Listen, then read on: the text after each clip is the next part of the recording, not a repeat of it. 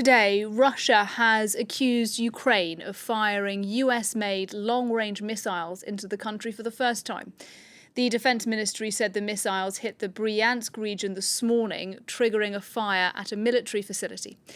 Now, the allegations come just days after the Biden administration is reported to have allowed Ukraine to fire American missiles deep into Russia. And the Russian Foreign Minister today, Sergei Lavrov, described the attack this morning as Western escalation.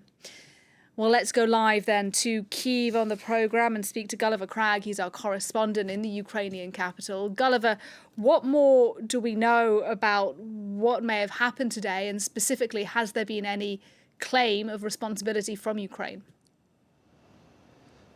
Well, yes, the Ukrainian military intelligence have confirmed it, or at least an anonymous source or sources in Ukrainian military intelligence who spoke to several Ukrainian and foreign media, not to myself personally, but to people that I know personally.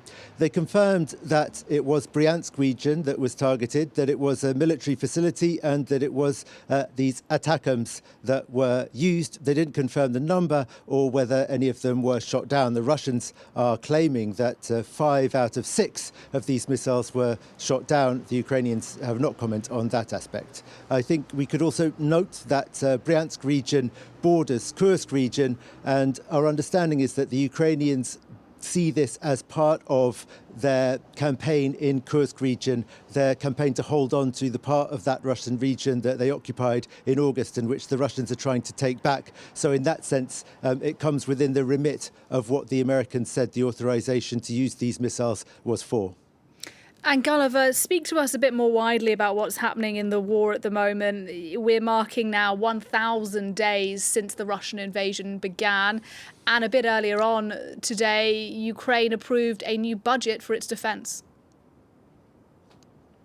So, yeah, the new budget accords more than half of total budget spending to defence, and I think 100% of tax revenue, all of Ukrainians' taxes, will go to the army. That's something that Volodymyr Zelensky wants to be part of a campaign combining publicity and new regulations to try to bring more of the grey economy into the black so that more Ukrainians declare their full income and pay their taxes. That was part of a resilience plan that he announced today in the Ukrainian parliament in a long, more than 1 hour long speech that was also part of marking the 1,000 days. The budget will mean that Ukraine is running a big deficit, but the shortfall of the money that isn't going to be spent on defence is in large part going to be made up by the money that is coming in from Ukraine's foreign partners. Of course, they're expecting some 35 billion euros, I think, for the coming fiscal year. But of course, they will be running a deficit.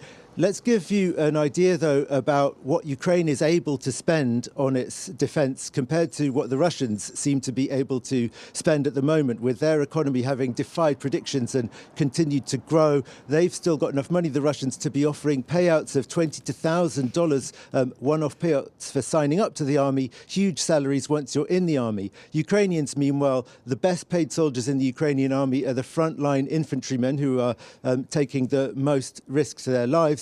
And what with the fall in the value of the Ukrainian hryvnia, that 120,000 hryvnia per month salary is now only around $3,000. And people who are doing less dangerous roles are being paid less than that. That is one of the reasons why Ukraine has got a huge difficulty with military recruitment. Mobilization is not working. Today I was at a protest of wives, girlfriends, grandmothers, other relatives of soldiers who've been on the front line. They think for too long and they need to have a respite. They need to come back and have a break, and others need to be sent to replace them. These people were protesting but not arguing for Ukraine to negotiate for a ceasefire or stop fighting. They were just arguing for Ukraine to put better conditions in place so that people who were going would have better pay and, most importantly, some idea of when their service would end so that it wouldn't be just a one-way ticket. They want to be allowed to leave the army after 2 or 3 years, something like that, and they say that that would help Ukraine with recruitment. But so far the government doesn't look like budging on that